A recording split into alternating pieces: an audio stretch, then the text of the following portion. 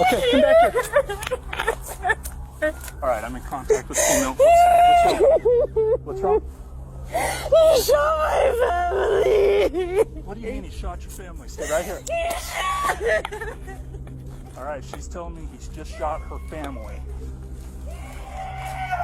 Stay right there. Thank you. Where's he at? He's over there. Over where? Over there. Where? He's running. He's running. She's saying he's running northbound. I'm trying to get more information.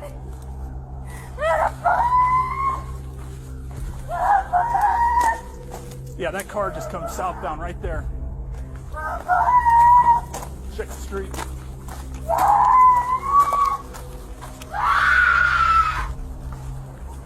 Inside is a nightmare scene. 3 members of the extended Serrano family lay dead. Jessica's twin sister, Maria Anna Green, lays dead from 2 gunshot wounds. Maria Anna's husband, Ken Green, is at the foot of the basement stairs, dead from a single gunshot, presumably the first person killed, ambushed by Castorena. Back upstairs, Jessica's father, Jesus Serrano, lays dead in a hallway, shot twice. Minutes later, when checking to see if the gunman was in the backyard, a 4th body was found, that of Rudolfo Perez, a family friend who had been renting a camper from the family. I've got 1 down, gunshot wound in the kitchen.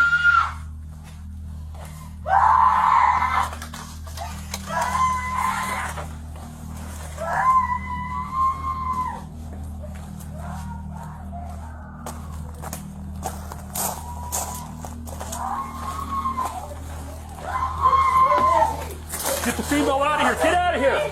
Ma'am, come on. You need to get out of here. Come on. Go out there. Go outside. Go outside. You stay outside. Come on.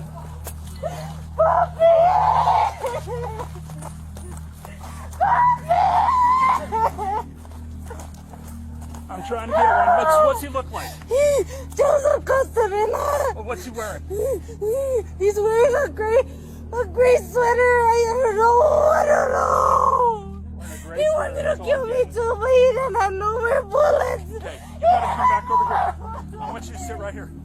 Sit right Oh, no. My dad! Mariana! The girls! The girls! here. What girls? They're in the room! The room! I don't know! Okay, stay here. I need you to stay here. The girls! The girls! The girls! I might have some girls inside. Some taller females. The girls! I want you to stay here. I'm sorry, I just can't believe it! I can't believe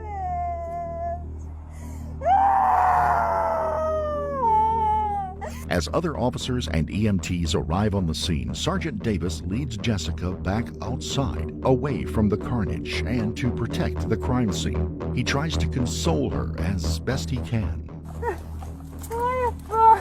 My ball. I know. I want you to take I can't breathe. this. I Just roll this way and get victim services rolling, please. I know.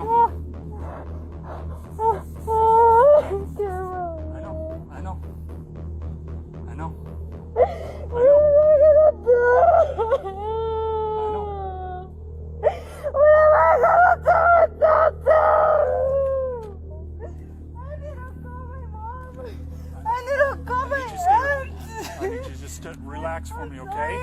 I know. I need you to relax for me, okay? I was telling them to hurry up. I know. I was telling her to hurry up. Sweetheart. I know. I know. my dad. We always called you guys. Always called you guys about him. Always coming here, doing this and that. You guys don't arrest him. The dad, the dad and the mom always spells him out. It's always the same shit. What the? I just couldn't leave it. I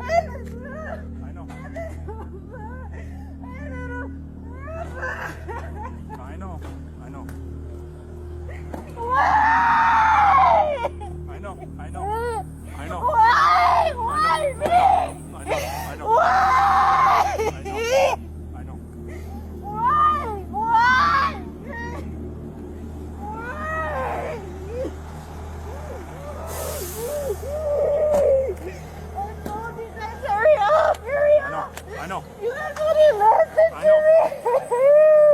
You guys wouldn't listen. Why? Once she is settled just a bit and others are able to assist her, Sergeant Davis leaves Jessica behind and re-enters the crime scene.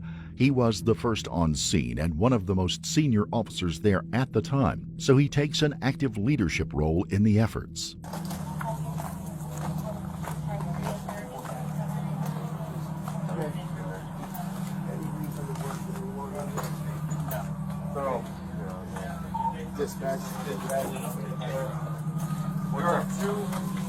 How many do we have in there? Children inside that bed that are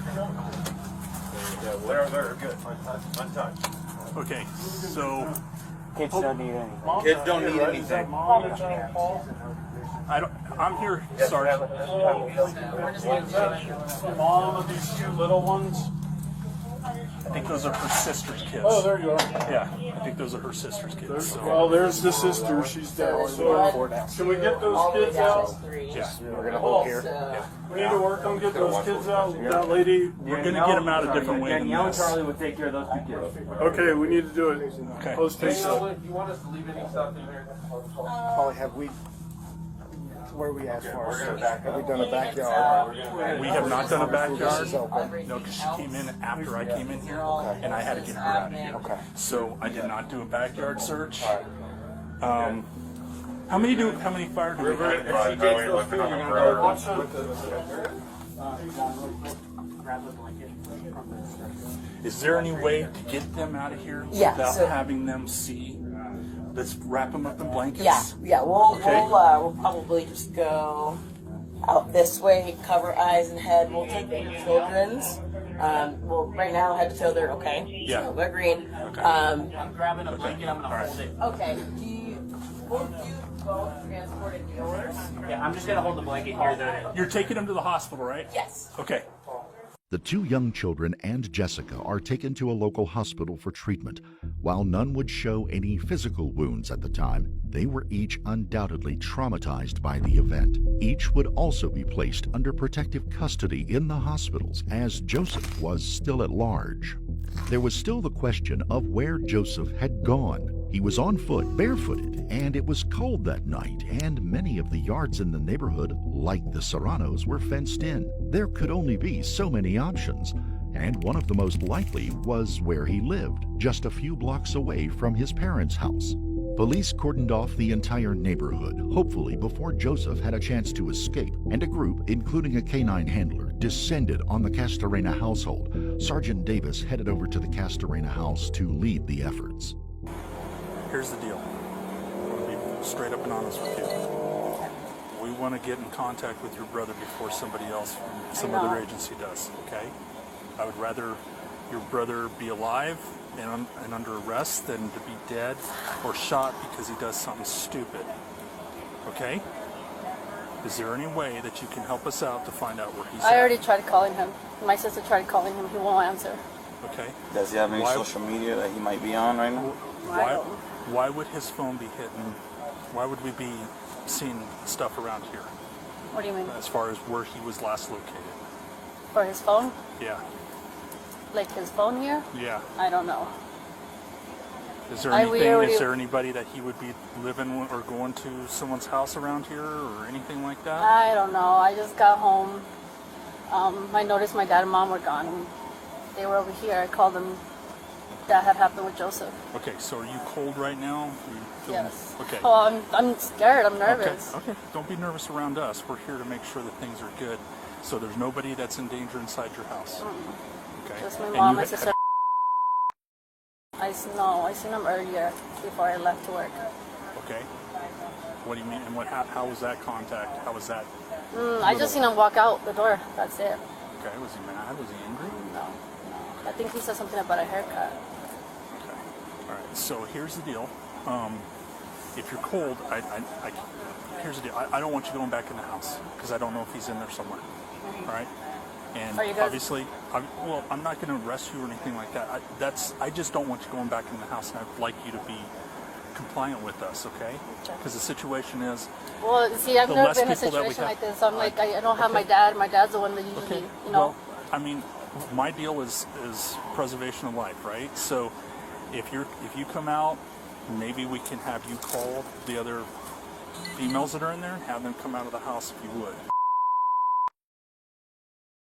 Everybody that's in the house, everyone that's in the house. In the meantime, police have been getting ping results from Joseph's cell phone. He is somewhere within a 900-meter radius around the Serrano home, a distance within which is his parents' home. Joseph's burgundy H2 Hummer is also found parked along a street somewhere between the two residences. Sergeant Davis is able to talk to all of the people from inside the house, including Joseph's sister and his mother. They, through a bilingual officer, give him some insight into the relationship between Jessica and Joseph. Eventually, after repeated calls for Joseph to come out, the time has come to go in and see if he's there. Sergeant Davis leads the way again, making sure to advise the officers that the family has 2 dogs in the house and every effort must be made to ensure they aren't harmed.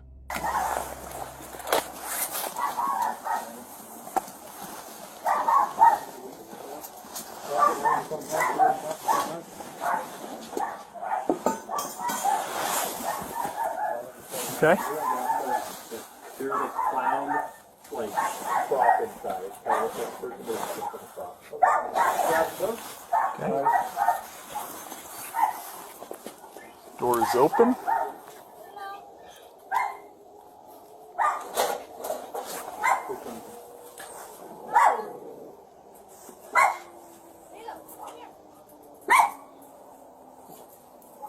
Come on. Come on, buddy. One dog's out. Come here, come here. Come on, come on. Here, let me grab the dog. Just, yeah, take that and just hold that door. Yeah. All right, Bobby, bring him up.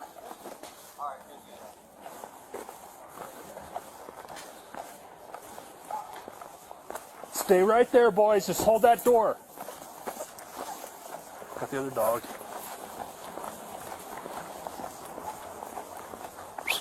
Hey, you got your other dog.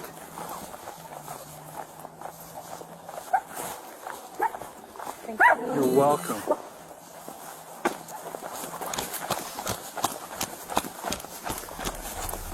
The K-9 unit was released into the household but turned up nothing. There was no sign that Joseph was home. Officers filed in behind the dog, searching room to room for the armed man. During the search, for one singular moment, we get a look at Sergeant Davis, his face reflected in a mirror.